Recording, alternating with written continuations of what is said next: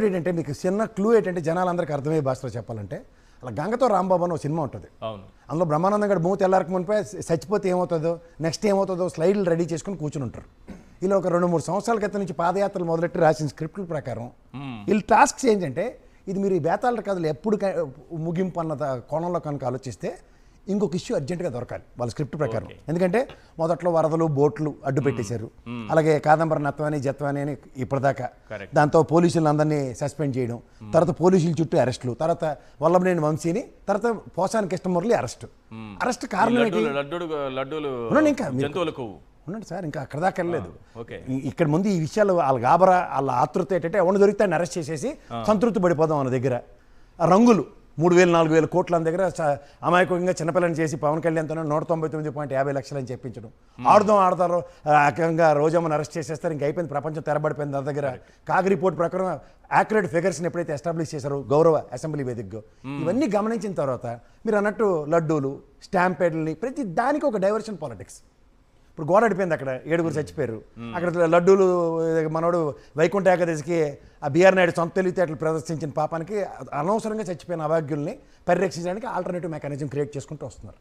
ఇప్పుడు మీకు ఒక లాజికల్ థింకింగ్ ఏంటంటే ఈ లిక్కర్ స్కామ్ని ఎంత బొంబార్డ్ చేద్దాం అంటే టిట్ ఫర్ టాట్ కథలు అంటారు, పొలిటికల్ వెంజెంటర్స్ అంటారు. ఇట్లా లిక్కర్ స్కామ్లో A3గా ఉన్న చంద్రబాబు నాయుడు గారి ఆయనలో జరిగిన దరిద్రం ఎంతో, ఎక్స్చెక్కర్కి 6,500 కోట్లు ఏది మీరు అన్నట్టు ప్రివిలేజ్ ఫీజెస్ ఏవైతుంటే బార్లకు కానీ వీళ్ళకి కానీ అలా సిండికేట్ల కింద ఫామ్ అయిపోయి మెటీరియల్ ఎవరెవరికి ఇచ్చారో ఆ రోజు తేల్చుకోమనండి. ఒకరోజు మీరు నేను ఇంత ఎస్టాబ్లిష్ చేయక్కర్లే, ఒక పని సులభంగా రూపాయి ట్యాక్స్ కట్టకుండా రూపాయి ఇచ్చేయకుండా ఉంటావు చాడేయకుండా నేనే చెప్తున్నాను, నాకు మెటా ఉంది, నేను పని చేయను, నీకు ట్యాక్స్ తగ్గించాలంటే ఏం చేయాలన్న దగ్గర స్ట్రాటజీస్ మా దగ్గర ఉంటాయి. అంటే బార్లు నడిపేవాళ్ళు, ఈ దుకాణాలు నడిపేవాళ్ళు అందరూ వచ్చి చంద్రబాబు నాయుడు గారికి ఒక వినతి పత్రం ఇచ్చారు, మా ప్రివిలేజ్ ఫీజు తగ్గించండి సార్. వినతి పత్రం చాలా బరువుగా ఉంది కిందన, బరువును గమనించాలి మీరు. అందుకే అక్కడే మీ సీనియర్ జర్నలిజం ఎక్కడో దాచేస్తారు మీరు, అప్పుడే బాధ వస్తుంటుంది మాకు.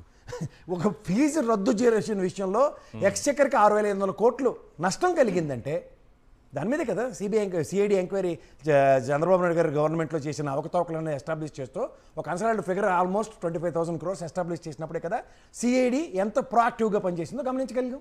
A3 A2 ఎవరు? A1 ఎవరు? Beverage corporation chairman. A2 ఎవరు? కొల్లు రవీంద్ర గారు, ఎందుకు ఎక్సైజ్ శాఖ మంత్రి. 3వ ఈయన గౌరవ ముఖ్యమంత్రి గారు. ఈ పాలసీ మేకింగ్ పాలసీ డెసిషన్స్ ఎవరు ఉంటాయి? క్యాబినెట్ మంత్రి. క్యాబినెట్లో తీసుకున్న నిర్ణయాలకి బాధ్యులు ఎవరు? ఇవాళ ఈ విషయాలకు వస్తే మీరు అన్నట్టు లడ్లు అయిపోయి ఇక్కడ గోళ్ళ బడిపడలు అయిపోయి అన్నీ అయిపోయిన తర్వాత ఇప్పుడు కలకల్లాడుతూ కేసు ఏంటంటే, ఎందుకంటే వల్లభనేని వంశీకి కూడా సాయంత్రం బెయిల్ వచ్చింది. ఇవాళ ఎక్కడి నుంచే భారతీయ సిమెంట్స్ డైరెక్టర్ అనుకుంటాను ఆయన తీసుకొచ్చి ఇవాళ బాలాజీ గోవిందప్పని తీసుకొచ్చి బలవంతం అన్నమాట.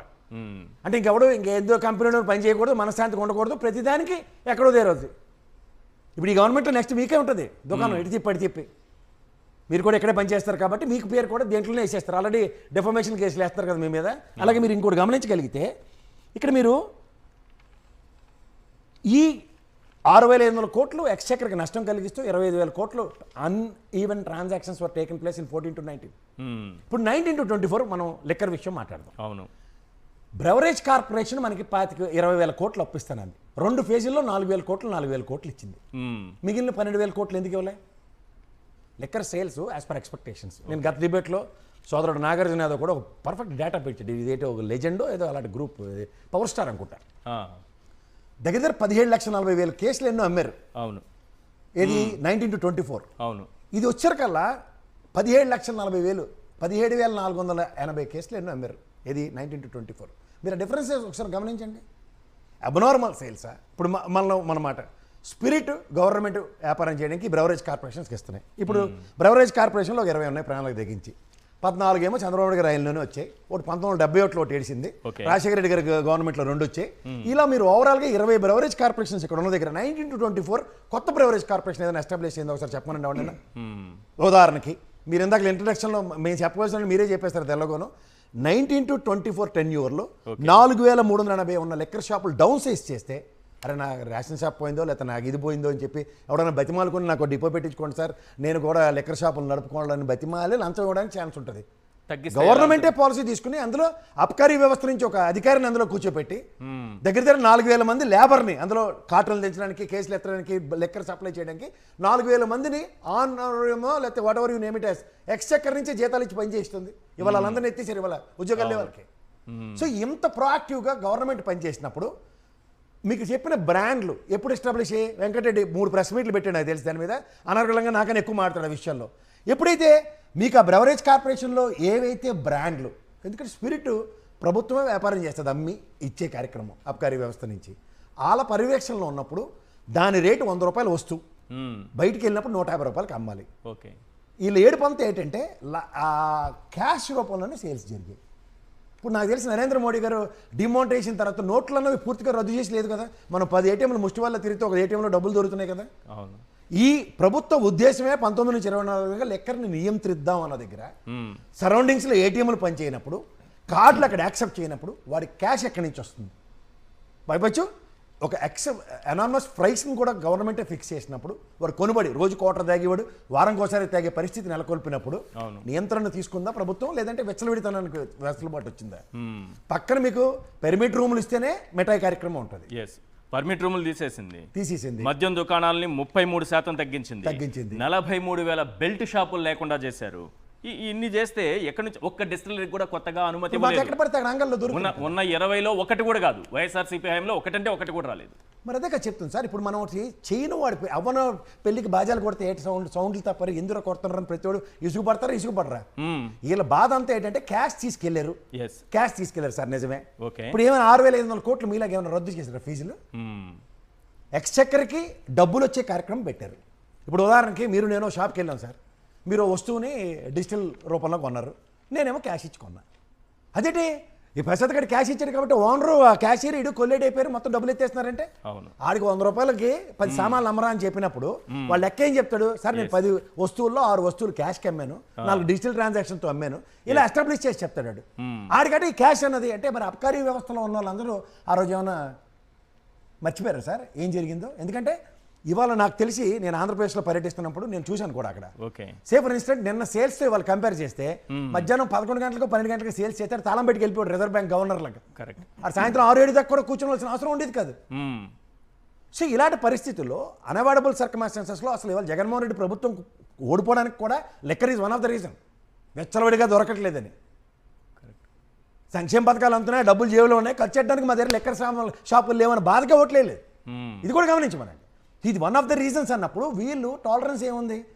ఎబ్బడముబ్బుడిగా షాపులు పెడుతూ గతంలో ఫీజులు రద్దు చేస్తూ ఎక్స్చెక్కర్కి 6,500 కోట్లు 25,000 కోట్లు అన్యాకృత ట్రాన్సాక్షన్స్ని ఎస్టాబ్లిష్ చేసిన ఆ రోజు సిఐడి ఒక్క అతి గతి లేకుండా స్టేలు బెయిలే కదా.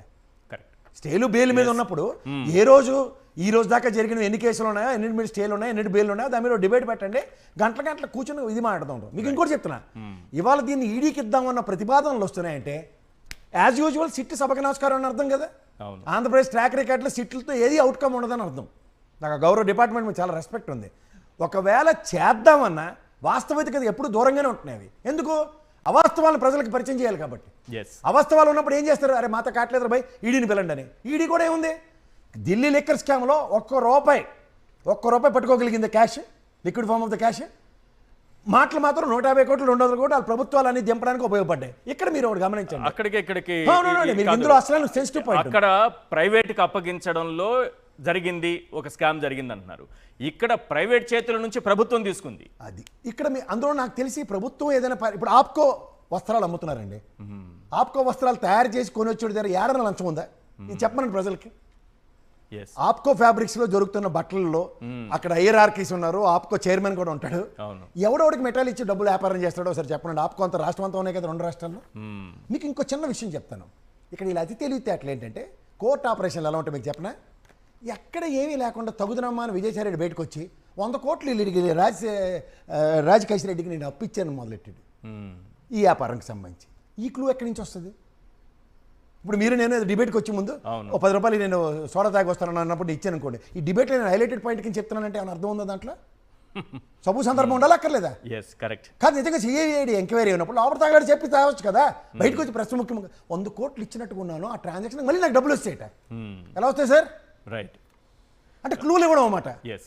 ఢిల్లీ లిక్కర్ స్కామ్లో ఎవరైతే ఉన్నారో ఇవాళ మీకు మాట చెప్తాను, ఒక్క నిమిషం నాకు టైం ఇవ్వండి. ఎవరెవరైతే ఆ రోజు లిక్కర్ స్కామ్లో దొరికిన వాళ్ళందరూ ఇవాళ అంటే ఫైల్ పెట్టుకుని 10 సార్లు తిరుగుతున్న మా కృష్ణదేవరాయలు గారు ఆయన ఇంట్లోనే మొత్తం ట్రాన్సాక్షన్స్ అన్నీ జరిగాయి. అందులో ఈ విజయసాయి రెడ్డిని తీసుకొచ్చి గోపెట్లాగా మొన్నటిదాకా దోషి గీసి అని ఈ తపేరా పేపర్లు ఛానల్లో బోకాలు పెట్టుకుని వరకు వచ్చారు. ఇవాళేమో విట్నెస్ అంట. ఏంటి సార్ ఇది?